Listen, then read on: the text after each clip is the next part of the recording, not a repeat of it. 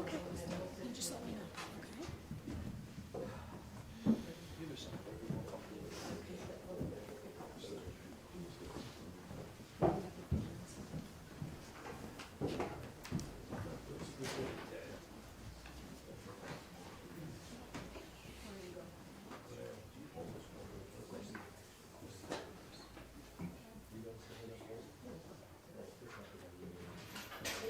You may be seated. The services for Beatrice Ginsberg Slater at the Menorah Chapels will be conducted by Rabbi Joshua Goldstein. Interment will take place at Riverside Cemetery, 12 Market Street in Saddlebrook, New Jersey. Directions to the cemetery are available on the register book stand and on the table outside the entrance to this chapel. Pallbearers will be as follows: Jamie and Garrett Bedrin, Fannie Harrison Georgia Slater, and Orrin Winnick. After the service, the pallbearers will come to the podium and follow me to form a recessional, after which everyone in attendance may follow the pallbearers. Those driving to the cemetery, please use the exit under the portico behind the hearse. Please leave your headlights and flashers on, and remember that the funeral processions in New Jersey are not exempt from tolls and traffic laws. The period of Shiva will be observed at the residence of 20 Warwick Circle, Springfield, New Jersey, 07081. Shiva following burial with minyan at 7 p.m. Shiva will also take place on Thursday, 2 p.m. to 4 p.m. and from 6 p.m. to 8 p.m. at the same address with a minyan at 7 o'clock. Out of respect for the family of the deceased, we ask that you turn off or silence all cell phones and electronic devices for the duration of this service. And if you have not signed the register book, please do so before you leave. Rabbi?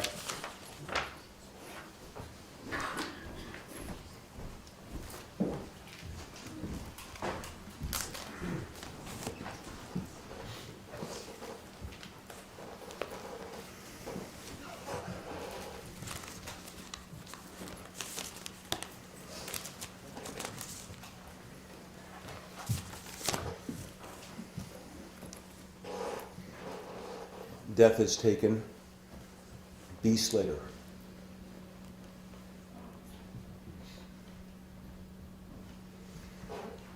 And we grieve in a darkened world now. In our silence, there may be lamentation. In our tears, there may be loneliness, maybe loss in our sorrow. We will find the presence of good, loving people around us. May God hear us. May God be with us. For B's love that united us in life, and which death does not sever.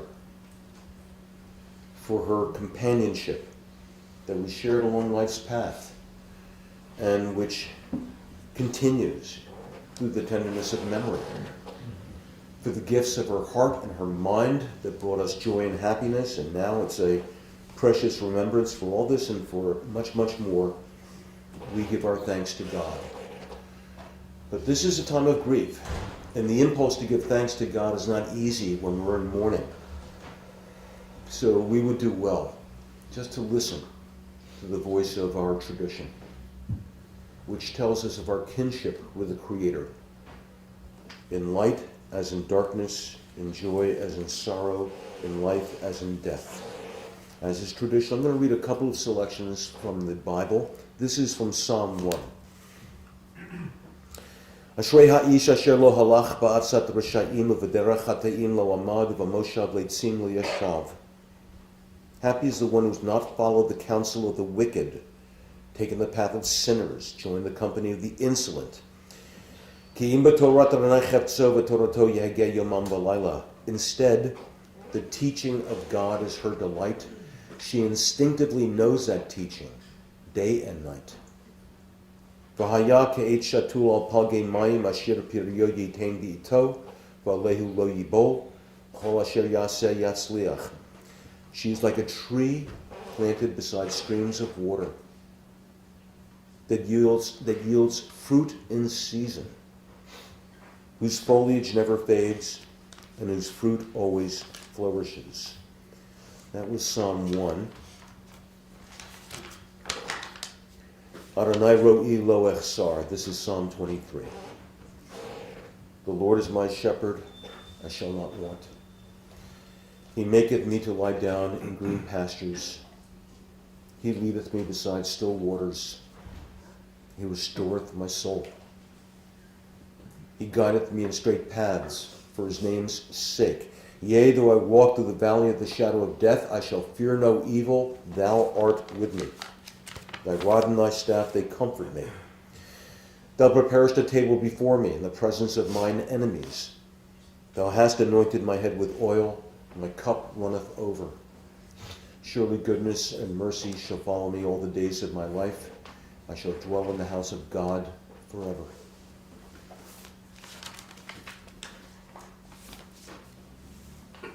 Third chapter of Ecclesiastes. For everything there was a season, a time for every experience under heaven. A time to be born and a time to die. To plant and to uproot what is planted. A time to tear down, a time to build up. A time to laugh, a time to cry. A time to dance and to grieve. A time to throw stones and a time to gather stones. A time to embrace and to refrain from embracing. A time to seek and a time to lose. A time to keep and a time to discard. A time to tear and a time to sow. A time to keep silence. A time to speak.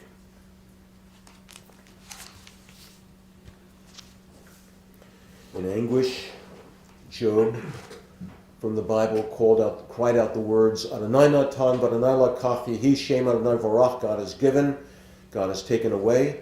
Blessed be God's name. That was Job. And we are an ancient people, and we are a people that is very well acquainted with grief and the valley of shadows. Death and sorrow and mourning are not strangers to us. And over our history, over the centuries, we have learned that a good person like B somehow endures beyond the grave. And we have learned too that there is strength that comes from having faith. So maybe we might echo Job's words. Adonai natan, God, you have given. You gave us a loved one who will not be forgotten. For all that was good and enduring in her life, we offer our deepest thanks. Adonai lakach. God, now you have taken away. So we pray for strength to turn our broken hearts into an altar of trust before which we acknowledge God's sovereignty, God's love, and then bring ourselves to say, like Job did, Yehi Shem Adonai Vorach, blessed be the name of God now and forever.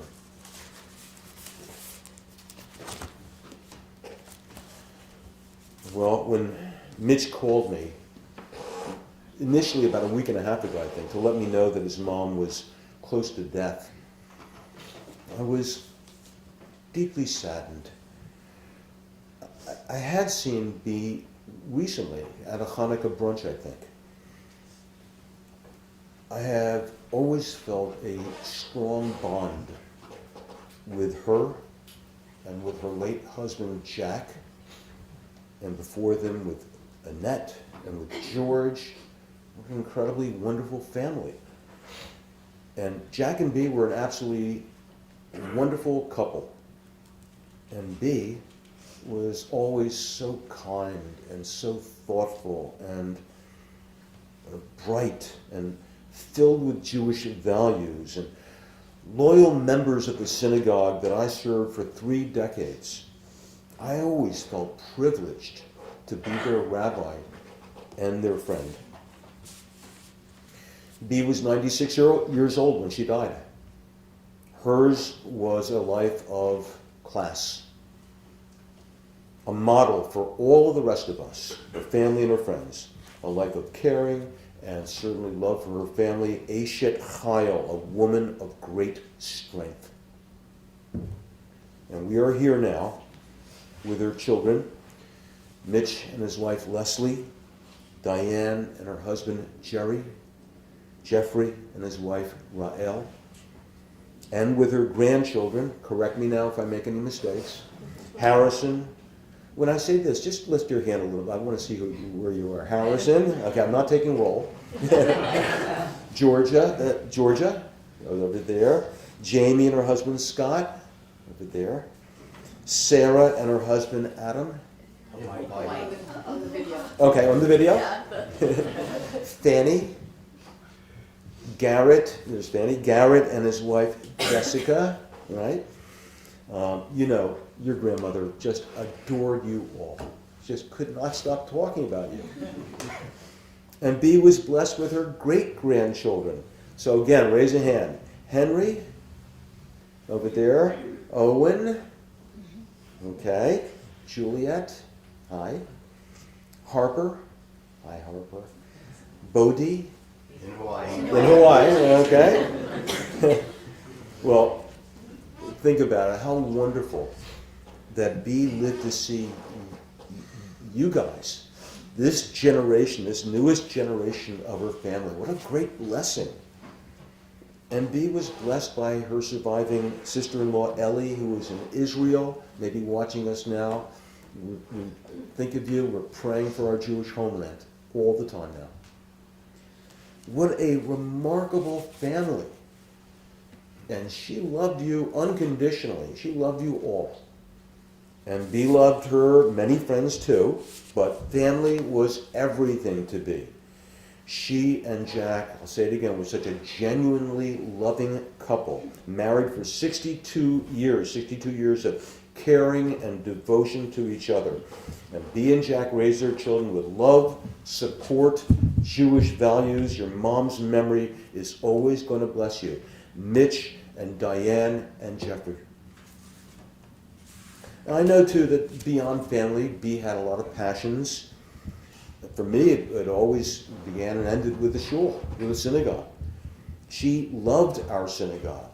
Sometimes when I didn't, she loved our synagogue. And, you know, I close my eyes, and I think of myself up on the bima at Shari Shalom, and I can see Jack and Bea probably to my left over there, maybe in the 6th row back. Does that sound about right, Mitch? Yeah? Same spot. Engaged in prayer, engaged with their friends at the temple. You know, they were founders of Shari Shalom. It became a really wonderful, vibrant synagogue. And Mitch told me that Bea regretted that this day her funeral could not take place in the synagogue's now sold building. And Bea loved a lot of other things too. I remember talking with her a lot about the Mets. She would watch every inning of every game that the Mets played. What a glutton for punishment she was. My God. She would wear, Mitch told me, her Mets jersey when she attended some games. Bea loved her friends also at the Renaissance group at Shari Shalom. You know, looking at the pictures out there brings a tear to my eye and a smile to my face. She had a lot of passions, and a lot more that I could share. But really, for her, it all came down to her family. She always knew what everybody in the family was doing at any time. And she made sure to attend every graduation and every milestone event. Always so warm, so upbeat, so positive. And again, Bea was a proud Jew, a member of Shari Shalom throughout her adult life. Bea may have been the last of her family's generation, of that generation. What a great legacy she and Jack, and before them George and Fannie, left to their children and grandchildren, and great-grandchildren. But I don't want you to think, as I said to the children, grandchildren and great-grandchildren before, don't think of this as a burden in any way. Think of it as something great, a blessing that you have. How fortunate you are to have these role models of kindness and generosity and love for heritage and primacy of family. I am confident that these children, grandchildren, great-grandchildren will live up to their visions, their hopes for you. All deaths are unique, some without pain, some with suffering, sometimes in the fullness of years, and sometimes long before one's life song is finished. The end of life, no matter when or how, obviously means a final chapter. And I think there was holiness also in Bee's final chapter. And then for the rest of us, just seconds after the death, somehow this new world begins to unfold in which we begin to experience life without her. And then the noble privilege of perpetuating her memory, her spirit. The world continues to flow, even though B is no longer among us. But now we have, I had written down challenge, but I'm going to change that. Now we have again the privilege of honoring her memory through good deeds and being positive and being an open, loving human being. So we all now enter this new realm of existence. And I know again that I will often, like I just did before, I'm going to close my eyes sometimes and I will see B, and it will bring tears to my eyes and a smile to my face. At this time, I'd like to call forward B's niece, Fannie, and her daughter, Diane, and granddaughter, Jamie, and her son, Mitch, to share their thoughts. Fannie, along with Jeffrey. So come up in any order you'd like to.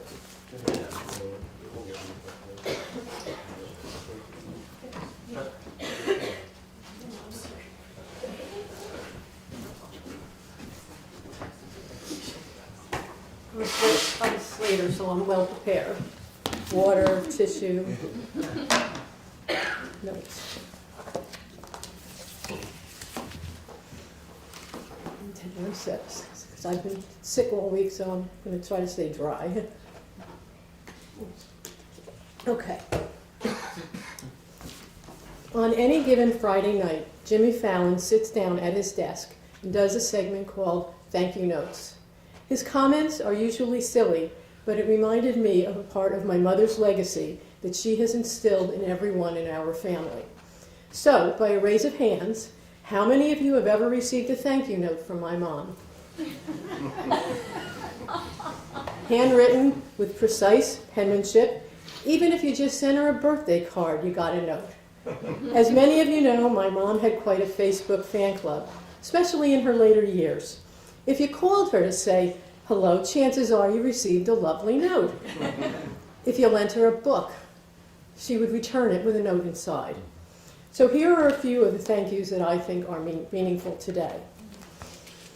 Thank you, Mom, for buying lottery tickets. However, as we told you so many times, you already won the lottery of life. You are surrounded by your adoring family and friends who have come here to say thank you for being the glue that held our family together. Thank you, Mom, for being such a Jeopardy fan. Because of you, Ken Jennings has taken back his MC job full-time.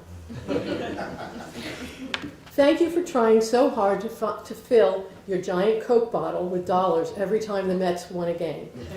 You are a true blue and orange fan every season. Sadly, this year, it was empty. Thank you for not trying to teach me to cook, but instead, you taught me to be organized and neat. And yes, I married someone who loves to cook. You also taught me to play mahjong, and I will cherish that I have your original set. And now you will be reunited with your original players, Norma, Lolly, Seal, and Florence. Estee Lauder says thank you, B. Slater, for being a devoted customer. And they are going to retire frosted apricot lipstick in your honor. This is the last one. I've been holding on to it forever. I have it on. I still have this one. Mom wore this color right up until the very end. And I know that Lovey put it on her every day. Lovey, put your hand up so I can see where you are. Thank you. Okay, I don't have my glasses on. Thank you for being a wonderful, skipped one. Thank you for being my FaceTime friend, my lunch date, my shopping buddy. However, I will not miss your candy drawer. Well, maybe the stale candy corn. I always left your house and found a mini pack of M&Ms in my purse for the long ride home. And I always looked, Mom, you know. Thank you for being a wonderful role model first to my 2 wonderful children, Jamie and Garrett, and later to our 4 beautiful grandchildren, Henry, Juliet, Owen, and Harper. You never missed birthday parties, recitals, sporting events, school plays, concerts, or the opportunity to see them in their Halloween costumes. We especially loved when you came buzzing into my 60th birthday party as our Queen Bee. Thank you for giving me 2 amazing brothers to stand by my side as we endured this last journey with you. I thank you for also bringing Leslie and Rael into the gang. Mom was a talented knitter, and many of you own treasures that she made. Her friend and Met fan, Maureen, was helpful, and we convinced Mom to keep making baby blankets. There are a few left for future babies. Thank you, Mom, for finishing all my projects and failures. It was fun having a knit and purl buddy. Thank you, Mom, for reading the books that I recommended for my 2 book clubs. I will miss discussing each book with you. You were able to even attend our 90th birthday celebration at our book club in Saddle River with Mary Higgins Clark, and a few times you came to our Temple book clubs. Now you, Mary, and Patty can get your own club going. Thank you to Celia and Tony. I know you're out there too. Okay. As Mom has told me, you may have started cleaning for her, but you became wonderful friends and really stepped up to the plate when she needed you. You always kept in touch, even from Portugal. Thank you to your wonderful neighbors, Helene, Al, and Cindy. I know you're there, I see you. And the boys for always being on call for any emergency or for trips to delicious orchards. You never came back without a pie from my mom, and we always got a slice. Thank you to Lovey, your most dedicated aide and friend. You were her rock and her shoulder over the past 3.5 years. You understood her daily needs. You endured her moods, and you gracefully stayed with Mom in the hospital and rehab right up to the very end. Mom taught you how to cook the meals that she enjoyed, and she learned about your culture and your foods. You learned to order weekly food from King's and her medicines and birthday cards from Barron's Drugs. She loved your compassion and serenity and companionship. Even on dreary days, you brought sunshine into her life. I think you even learned how to play baseball and cook like Rachel Ray. And I thank you, Lovey, from the bottom of our hearts. Finally, I found a thank you note that my mom wrote to my dad after one of her first dates when she went visiting her parents' house at 320 Tillow Road in South Orange, New Jersey, back in about 1946. This tells it all. She put little photograph faces on the note of my father and of my mother, of herself, and it was written with such love, and this is her legacy. And I'm sure if she had stickers in 1946, all of the envelopes would have been covered in the stickers. As our grandkids know, she sent everything stickered to death. So I have it here. It's small. I'm just going to show you. It's, the old-fashioned little ones. And I'll just tell you what it says. So it says, I'm still dreaming about the nice time with Jack's picture that I had at your house. Thanks for the memory. Everything was grand, darling. Thanks again. All my love, Dee. So it was amazing that I found that. Here goes. Okay. I'll get it. All right. Before anyone ever heard of Bruce Springsteen, there was Paul McCartney. This is one verse from one of my favorite of his songs. It's called The End of the End. At the end of the end, it's the start of a journey to a much better place. And this wasn't bad. So a much better place would have to be special. No need to be sad. On the day that I die, I'd like jokes to be told and stories of old rolled down on carpets that children have played on and laid on while listening to stories of old. Well, Mom, the gang's all here, and we thank you.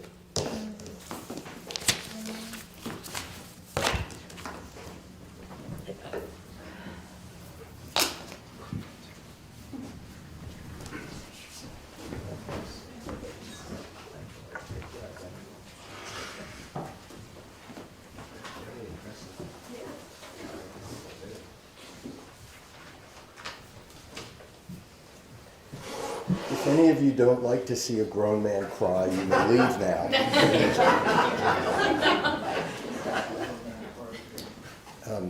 Fannie is up here because I'm going to attempt to read something I wrote, but first I want to let her express a few thoughts that she had.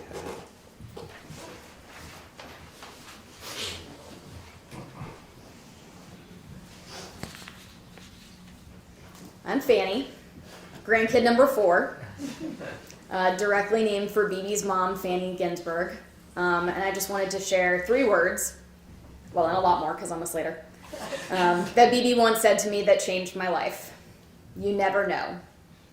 She said this about a national cookbook competition held by Rachel Ray that she thought I should enter. I'm sure you've all heard how that story goes. She loved to tell it. And though it led to some monumental experiences, many of which BB got a front row seat to, here's what I really never knew. I never knew I would have the privilege of holding BB's hand the last days, hours, and minutes leading up to her passing. With the same extraordinary strength she possessed to support and cherish every member of our family, I barely budged from her side last week. I couldn't put my finger on why I felt such a sense of calm as something so difficult unfolded before my eyes. But each time I wrapped my hand around hers and shouted a funny joke into her hearing aid, "You'll get a lollipop when this is all over," I realized that some sort of maternal instinct had kicked in. And with that, it occurred to me that just as my great-grandma Fannie brought BB into this world, it was up to this Fannie to help see her out. She often quoted her favorite movie, The Sound of Music, by saying, "I must have done something right, but we were the lucky ones." I guess you never know. You may see me again in about 15 seconds.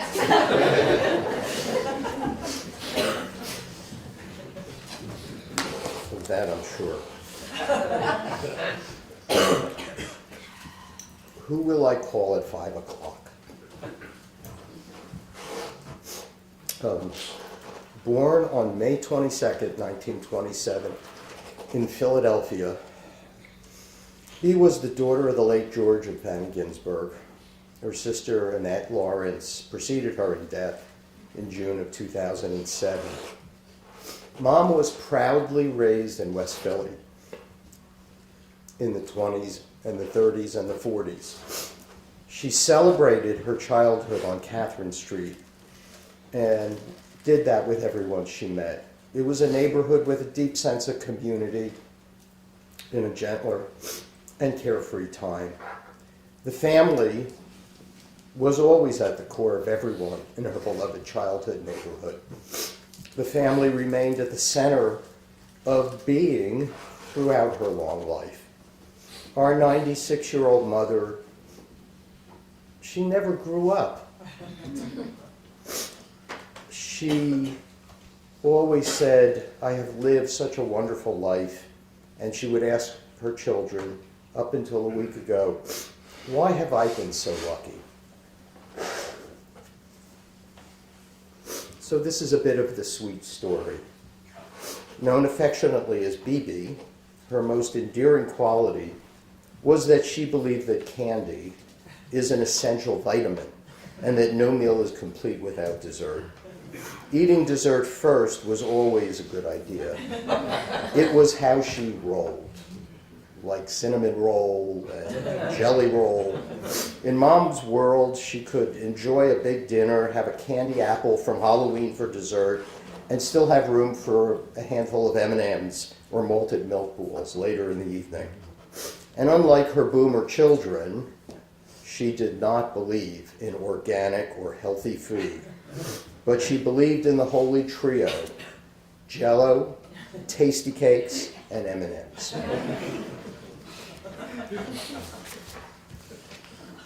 To her, a coconut cupcake was like a portal to the past, evoking some ecstatic childhood memory. And at the center of our mother's home, was B's mystical sugar-laced candy drawer that attracted children and grandchildren and great-grandchildren like bees to honey. We all remember the distinctive click of the drawer opening as someone was diving in for a sugary treasure. Suites were like Mom's time machine that took her back to her childhood days in West Philly, to Catharine Street, which was a place to relive her childhood days and where she and her older sister Annette would play outside on the yellow brick road with cousins like Bobby and Morris Teitelbaum and friends like Rita and Adele.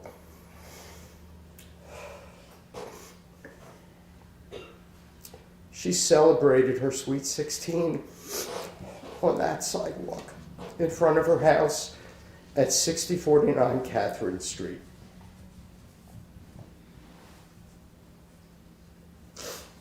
There is no place like home.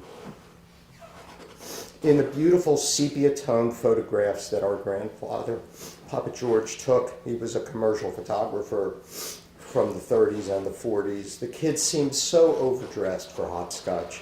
They would line up and they would wait for the Iceman, who did cometh. Even during the final moments of Mom's life this past week, she continued regaling us with her happy childhood memories as if she was just a hop, step, and a jump from Riesenbach's, the local candy store. This part I'm really going to cry about. Our mom would reverently retell this story over and over and over again with so much love. It was the story of Mr. Macaulay. He was the janitor at the Bryant School. He would bring the soft pretzels to the kids loaded on a ruler. And with a remarkable memory, this tale from 1935 was as fresh in her memory as the pretzels were fresh with mustard. What a memory. I cannot remember what I had for lunch yesterday. Over deli. It's ironic for me to think that our mom only lived on Catharine Street in West Philly for less than 15 years. For most of her remarkable 96 years, she lived with our father, the late Jack Murray Slater, in the same home in Springfield, New Jersey, since 1952. Diane was just 2. Don't do the math. Like Dorothy returning from Oz, our family brought Mom to the old neighborhood in West Philly 11 years ago to celebrate her 85th birthday. At the end of the day, she told us, there really is no place like home. Meeting that handsome college boy. In 1946, she met a handsome University of Pennsylvania student named Jack Slater at the Colony Surf Club in Long Branch, New Jersey. Her mother, Fannie, said, "Beatie, look at that handsome college boy in the Penn t-shirt." Married June 16th, 1948, they celebrated 61 years of happy marriage, filled with a home where they raised the 3 children at 20 Warwick Circle. And that home became the centerpiece for joy-filled family celebrations, countless birthdays and graduations parties. She lived at 20 Warwick for 71 years. Tissue replenishment time. Okay. My assistant. Like Johnny Appleseed, Mom was always trying to spread the seeds of joy and happiness because she was aware of the abundance of love surrounding her and how kindness and compassion and generosity would course through her bloodstream. And like her mother, Fannie, Mom could meet somebody new and within 10 minutes know their entire life story. Sort of like a Yenta detective. The CEO of 20 Warwick Circle. Mom was a proud homemaker. And she took her responsibilities as CEO at 20 Warwick Circle with great reverence. She had a passion for nurturing and nourishing everyone who walked through that front door. Now, although Mom worked as a commercial photographer with her father before she married, she never sought work outside the home, with one exception. In the mid-1980s, she and her best friend, Norma Schaefer, started a delivery service business in northern New Jersey to sell Rachel's brownies. baked by her daughter-in-law Rael, and there was no better salesperson for our brownies than Bea Slater. The joy it gave her heart and soul to be employed as our loving emissary was extraordinary. Mom's work was always focused on the family, and it was the heart of her life. Every family celebration included these little tiny slips of paper where all the treats would go, all the meals. She would be so organized. Bea was the queen of the Jell-O mold, wiggling and jiggling joyfully to all who enjoyed her cooking. The last chapter. After my father passed in 2009, we all wondered and worried about what would happen to Bea. Slowly, she asked for help how to learn to use the computer, which was originally our father's sanctuary. She got an iPhone and saw the power of FaceTime and Facebook to connect with loved ones. Over time, Mom could text like a teenager. One day she texted Fannie, and she just told that story about you never know. Almost every day since 2009 at 5 p.m., I would call or FaceTime with Mom. Usually, I would just see her forehead. I said, Mom, point the phone down. No, not like that, yeah, like that. We would discuss the same topics. How was the weather today? Were you busy with calls? What are you cooking for dinner? Did you get the final Jeopardy last night? Depending on what happened to the Mets, I might ask her how the boys did last night. With her passing, I wonder who I will call at 5 p.m. In 2009, against my wishes, urged by my brother Mitch, she started her new career as a rock star, dancing next to Steve Van Zandt, and then coming back wearing a feather boa, and then coming backstage, sitting down, and who's sitting next to her? What's his name? The photographer is here. Bruce. In her last moments, Mom reminded her children that nothing else mattered but family. As Diane said, she wrote these handwritten birthday cards or thank you notes to everyone, and I'm worried because Hallmark and the post office, their days are gone. Mom had no regrets and lived each moment to its fullest, but in her final days, she said, you know, I worry that I may have inadvertently hurt somebody's feelings, and she wanted them to know she was sorry. With Mom's blessing, our grandson, Bodie, was named in her honor 5 years ago, a gift from Mom I'll enjoy throughout my entire life. If you have several hours after the service and you want me to tell you a little about Bodie, just stop by. As you know, Bea was preceded in death by her sister-in-law and brother-in-law, Rosalind and Judd Winnick, and her late brother-in-law, Robert Slater, and Robbie's wife, Ellie, and our first cousins who live in Jerusalem have been so kind in sending love toward us. Mom outlived all her friends. Almost all her friends. Rita and Stanley Laterman, Norma and Al Schaefer, Nat and Florence Turin, Norman and Seal Littman.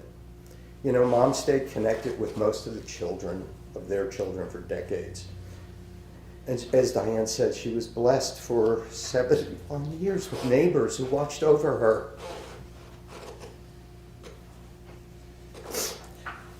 We were so blessed to have Lovey present for the last 3.5 years of her life. They created and had such a bond that was so special. We're just so thrilled that Lovey could be with us today and to be part of this service of celebration. In the Queen's final days, she repeatedly told her children to be good to one another.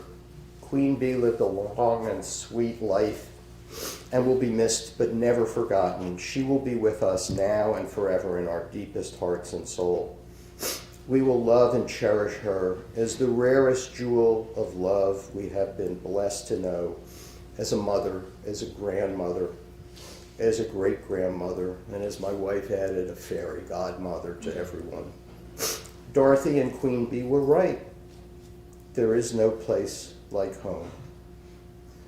And if I can ask just one favor of everybody, if you're fortunate enough that your mother still is alive, call her. Call her.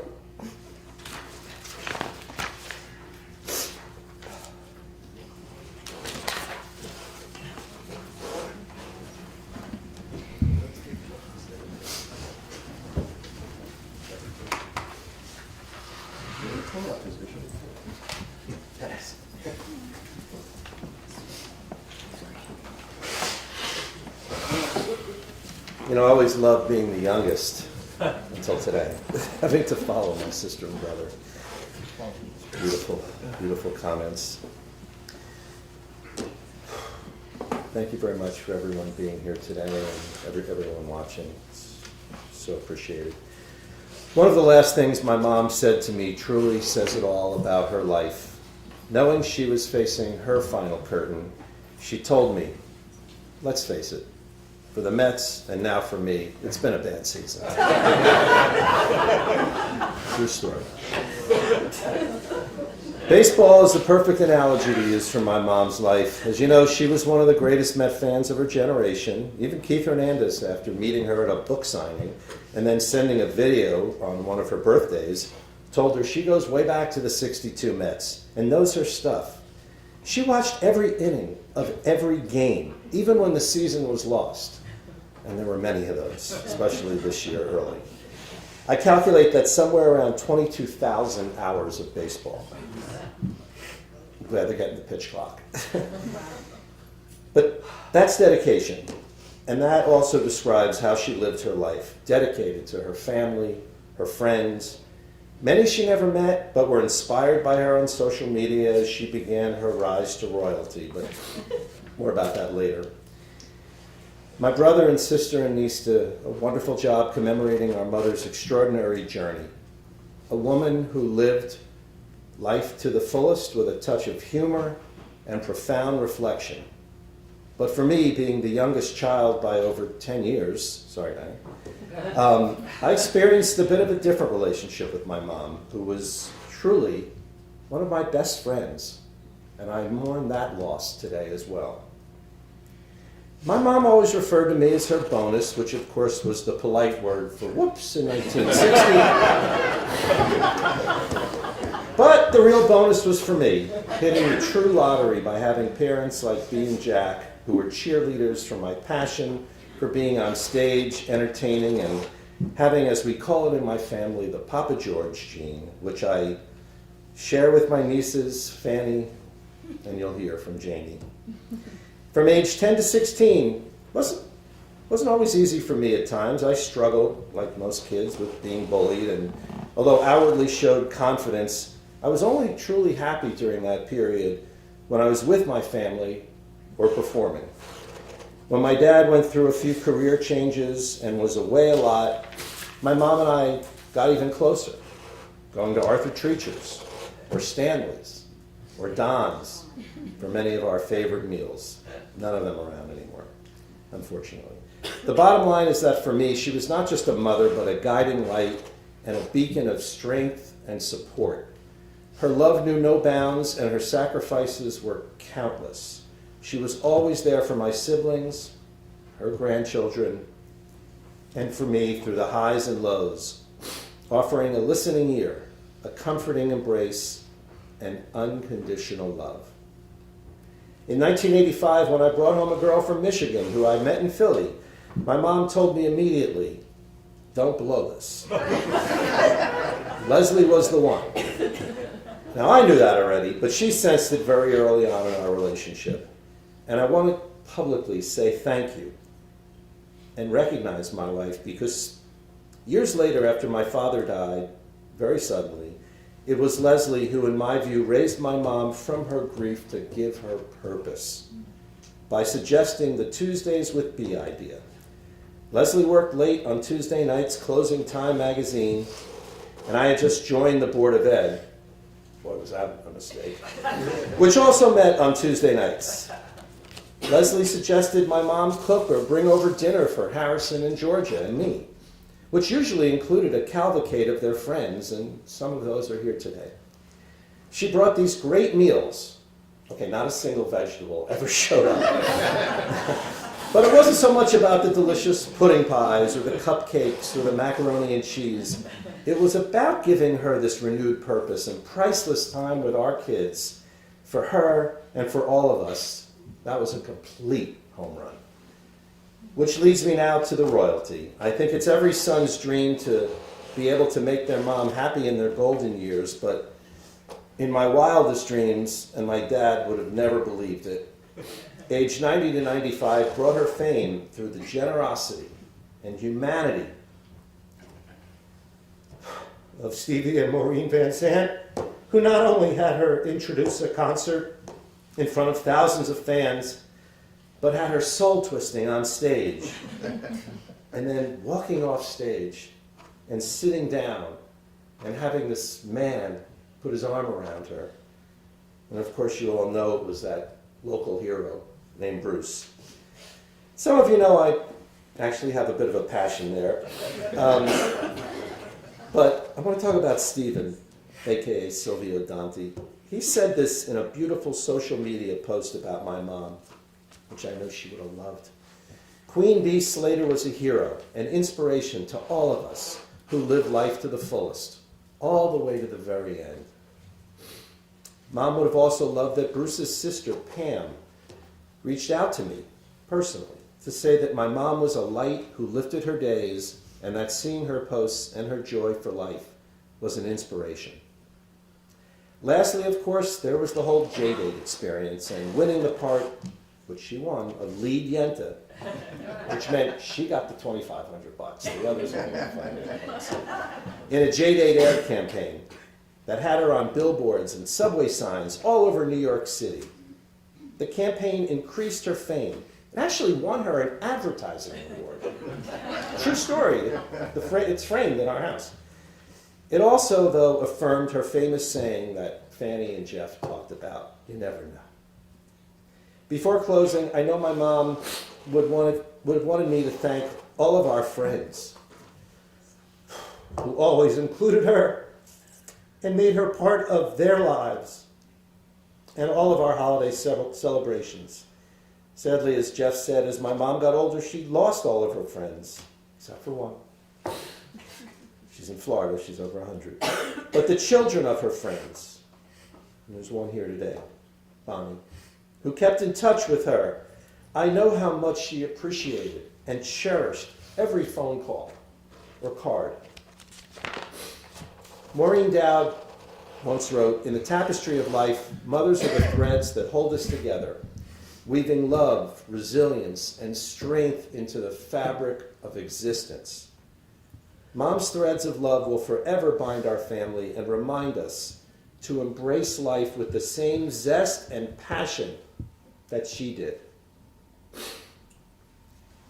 Of course, let me end, shocker, quoting Mr. Springsteen, whose Broadway show and concert I was so fortunate to take my mom to witness. It ain't no phone call on Sunday, flowers or a Mother's Day card. It ain't no house on the hill with a garden or a nice little yard. I got my hot rod on Bond Street. I'm older, but you'll know me in a glance. We'll find a rock and roll bar, and baby, we'll go out to dance. I love you, Mom. And though you're gone and my heart's been emptied, it seems, I'll see you in my dreams.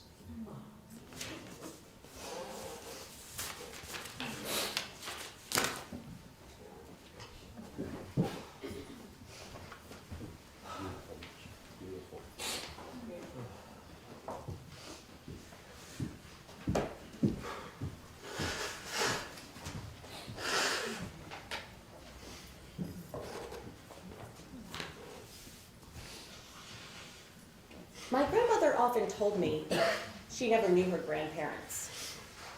So when it was her turn to become one, she wanted to embrace that role, which is exactly what she did in May of 1976, just a few days before her 49th birthday. I'm the first grandchild, which made me very special to her. She told me this a lot in her handwritten notes, often in gold ink and always in cursive. My grandmother truly doted on me. She loved being a mother and a grandmother. For my 5th birthday, she made me a number 5 out of Jell-O. That's what I wanted. Too many Jell-O commercials. For another birthday, I asked for a locket, and she and Poppy Jack bought me one that was engraved with my name.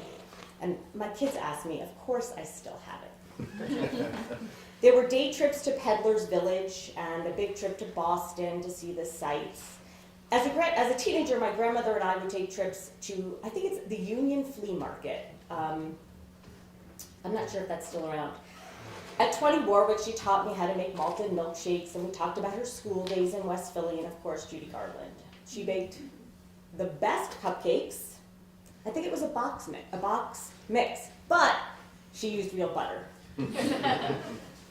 She had an endless supply of candy letters and decorative metallic balls. And when I got older, she'd take me to Footnotes in Milburn and let me pick out maybe a pair of boots.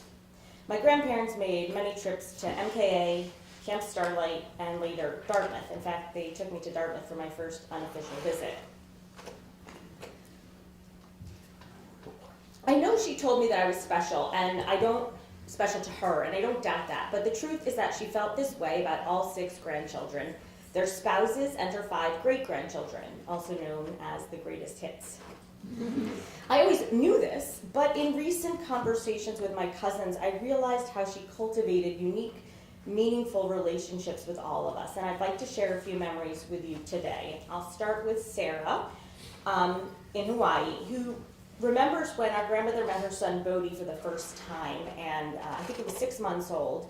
She had balloons for him and a sign welcoming him to 20 Warwick Circle. There's got to be a photo somewhere. The sign is downstairs. I found the sign. That was supposed to be like a joke, photos, Slater's photos. Garrett reminisced about getting dressed up to attend the Paper Mill Playhouse and posing for photos. Quote, "I was not happy about the outfit and the photos," he said. "I guess I just needed a Snickers." For the record, he was wearing a red sweater and white pants, and I've got the photo. She knit this. Amazing. Garrett also reminded me that my grandmother once brought a homemade ice cream cake to the shore. True story. I still love ice cream cake to this day, especially the crunchies, and her cakes were just the best. Fannie says she remembers waking up in New Jersey when she was little, and BB would make an entire package of bacon.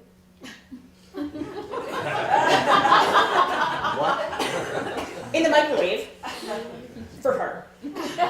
But perhaps Fannie's best memories, and this is so special, were created in the last 10 years when she would bunk at 20 Warwick while working in the city. Quote, "It was the first time in my life we got to spend time together, just me and her.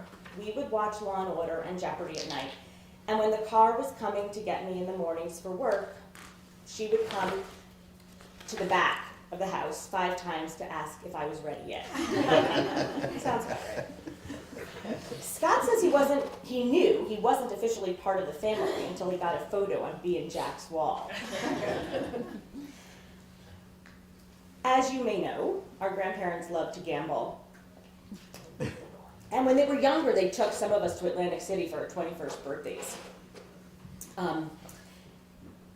In fact, Garrett remembered, not sure where Bonnie is sitting, but I think your parents were with him, Nat and Florence. Harrison flipped the cards, though, when he took our grandmother to Bethlehem, and he said they had a special meal at a restaurant that might have been like a Wolfgang Puck place, and he enjoyed the car ride with her, and he also enjoyed showing off Penn State at his graduation, and all the meals and time they spent at the Milburn Belly.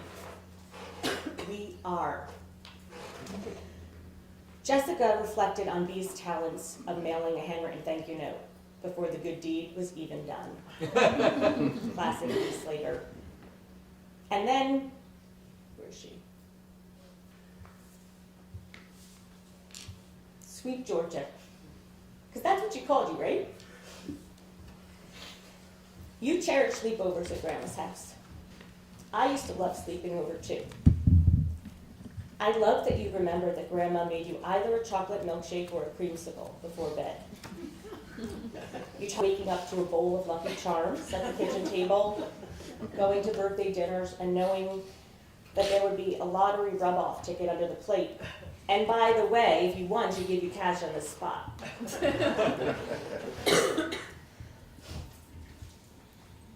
Georgia, losing her is hard. This week, I've been sad with you and sad for you.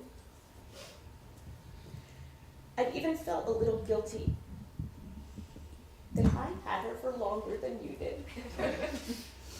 But I'm so glad that you guys had each other for as long as you did. It's amazing when you think about it. She attended all of her grandchildren's bar and bat mitzvahs and even one great bar mitzvah. She was at my college graduation in 1998 and yours in 2019 and several in between.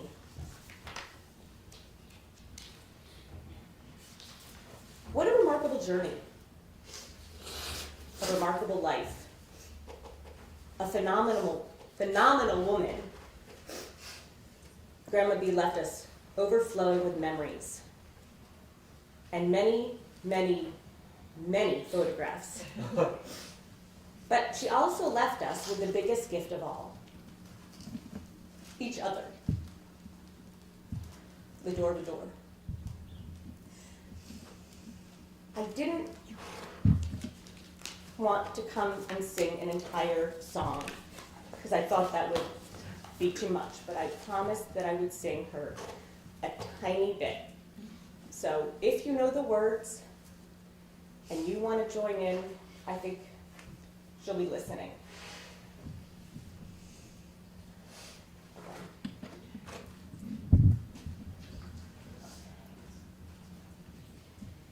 If happy little bluebirds fly beyond the rainbow, why, oh, why can't I?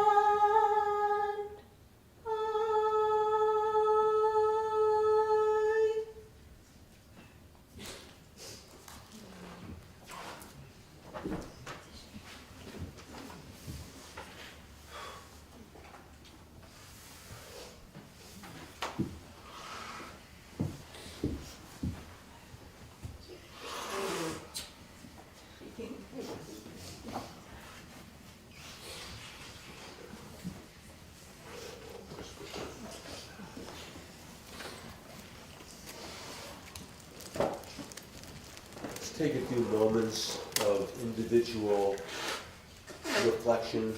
Take a few moments in silence.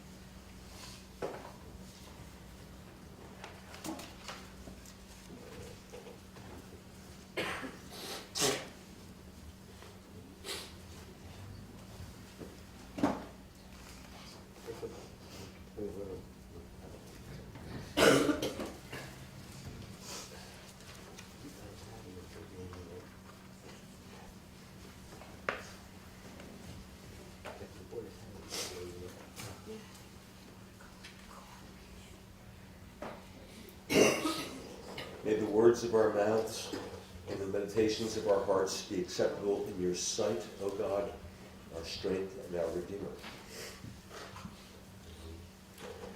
In the rising of the sun and in its going down, we will remember her. In the blowing of the wind, chill of winter, in the opening of buds and the rebirth of spring, in the rustling of the leaves and in the beauty of autumn, we will remember her. In the beginning of the year and when it ends, we will remember her. When we are weary and in need of strength, and when we feel lost and sick at heart, and when we have joys that we yearn to share, we will remember her. So long as we live, she too will live, because she's a part of us, and so we remember her. The prayer for the repose of the departed in our tradition is called Elam Ole Rachamim, literally God full of compassion. May I ask you all to please rise at this time.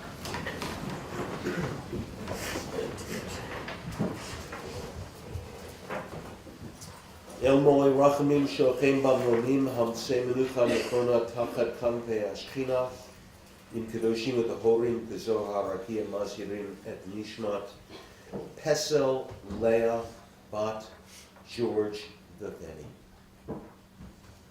Shalchala Olama Bala Rachamim Yaskireha Beseter Kanafav Olamim Yitzor Bitzor Chaim et Nishmata Amnaihu Nachlata V'tanuach B'shalom Mishkeva V'nomar Amen. Compassionate God, eternal Spirit of the universe, grant perfect rest in your sheltering presence to B. Slater, who has entered eternity.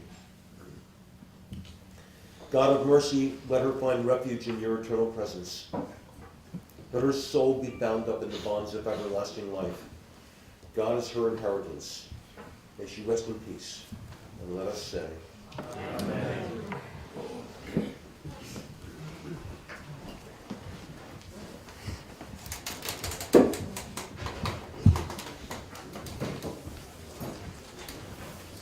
I ask that the pallbearers please step forward.